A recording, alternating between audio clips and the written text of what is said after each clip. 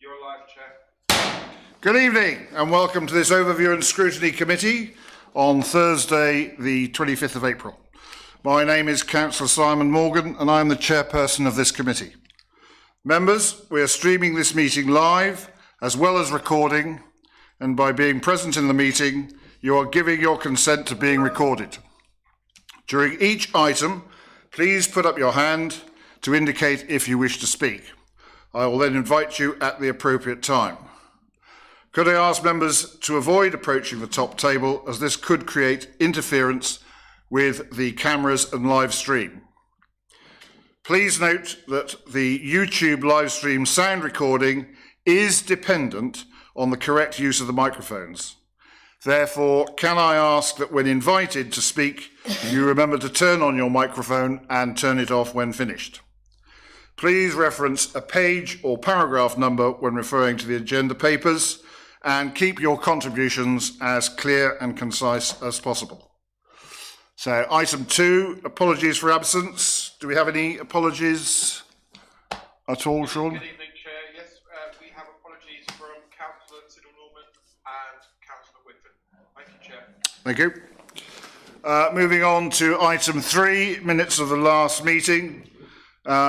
It is recommended that the minutes of the meeting held on the 5th of March 2024 and found on pages 5 to 36 are approved as a true and accurate record. Do I have a seconder? So move. Councillor Morley. Can we take that by acclamation as agreed? Agreed. Thank you. Right. Okay, item 4, declarations of interest. To disclose the existence and nature of any disclosable pecuniary interests, other registrable interests and non-registrable interests relating to items of business on the agenda, having regard to paragraph 9 and appendix B of the Code of Conduct for Members. Members are reminded that they are also required to disclose any such interest as soon as they become aware, should the need arise through the meeting. Are there any declarations of interest? No? Good. Okay. So, item 5, public participation. I can advise, unless somebody's got any other alternative, that we have not received any submission from members of the public. Is that right? That's correct, Chair. Okay. Good. In that case, moving on to agenda item 6, found on pages 37 to 42.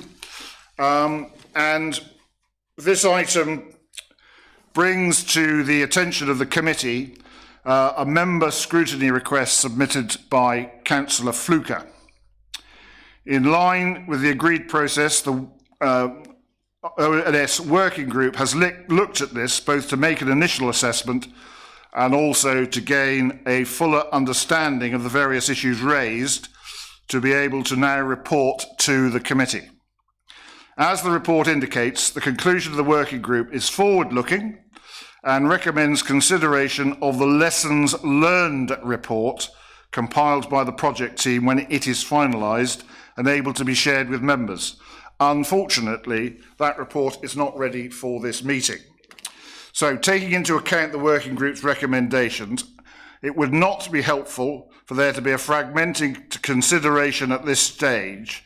So I wish to propose from the Chair that the committee agrees simply to add this item to its scrutiny work plan and allow this matter to go back to the working group to look at the lessons learned report when it is available, together with any other outstanding related issues, and bring its recommendations back to this committee. I so move. Do I have a second? Councillor Spenceley, thank you. Is that agreed? Agreed.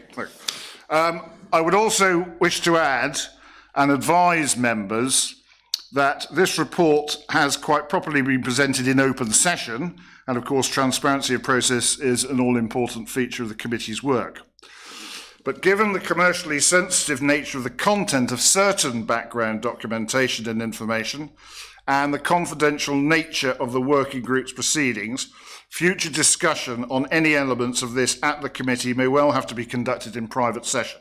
So if I can, members, ask you please be mindful of this sensitivity when considering the report and discussing it going forward. Thank you. Has anyone anything else they wish to add? Good. In which case, we will move on to item 7, which can be found on pages 43 to 48. I believe, Ms Hughes, you were going to give us an introduction here.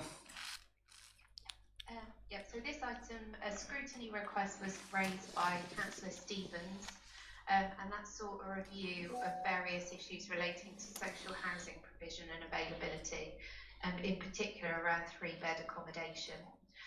The working group have reviewed the detail that's been supplied by officers, and they're confirmed of reassurance that the item did not require adding to the work plan. It was considered that any further discussion around the points raised could also be pursued at the meetings of the Strategic Housing Board. Detail of the item is found in Appendix A to your report, so page 45 of your agenda pack. And the report itself recommends supporting the working group conclusion that this item is not needed to be added to the work plan. Thank you, Richard. There's some, in fact, I don't think we've got any housing officers here anyway, have we, tonight? Has anyone anything they wish to add or comment? Yes, Councillor Spencer. Thank you, Chair.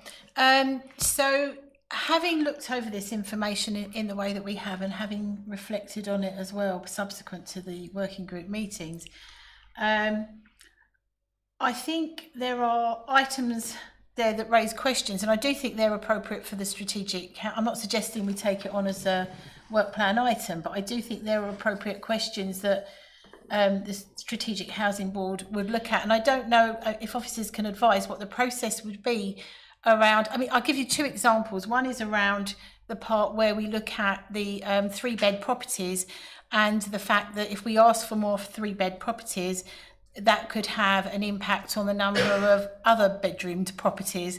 But has a calculation been made to show the churn? So in other words, you know, how beneficial or otherwise would it be if we had more 3-bed properties? Presumably it would release more 2- and 1-bed properties.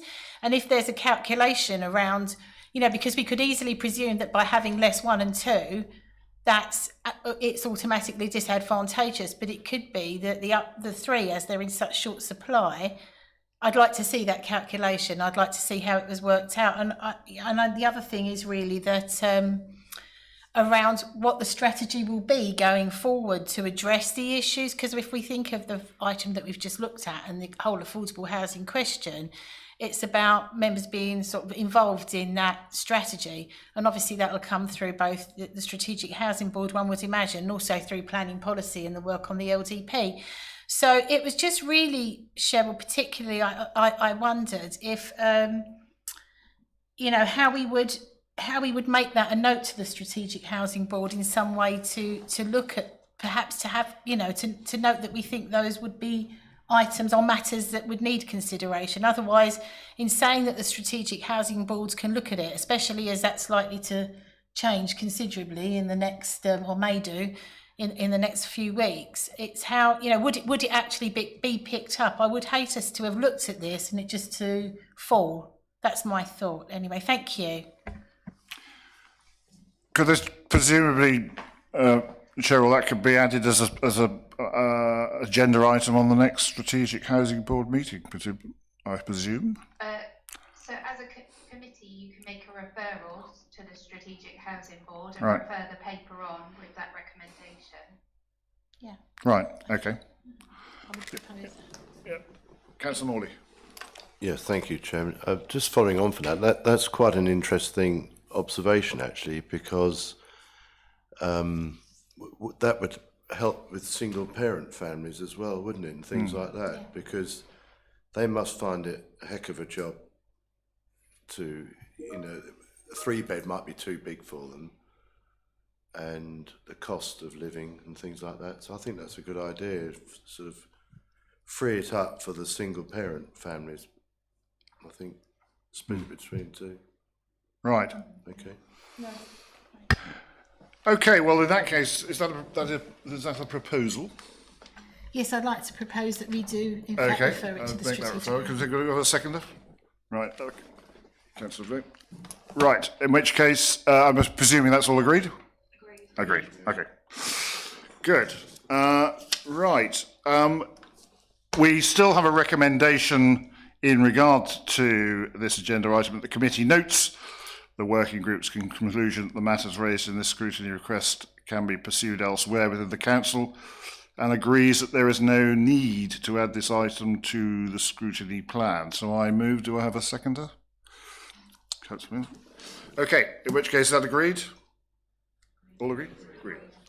Right, so this is going to be quite a swift departure. I move on to item 8. Any other items of business that the chairperson of the committee decides are urgent? I suppose we could, that the motion regarding the is going to go. Is it? Yes, yes, I'd seek advice on that. Okay, fair enough. We'll leave it. In which case, I don't have anything. In which case, I therefore close the meeting at 19:41. Thank you, members.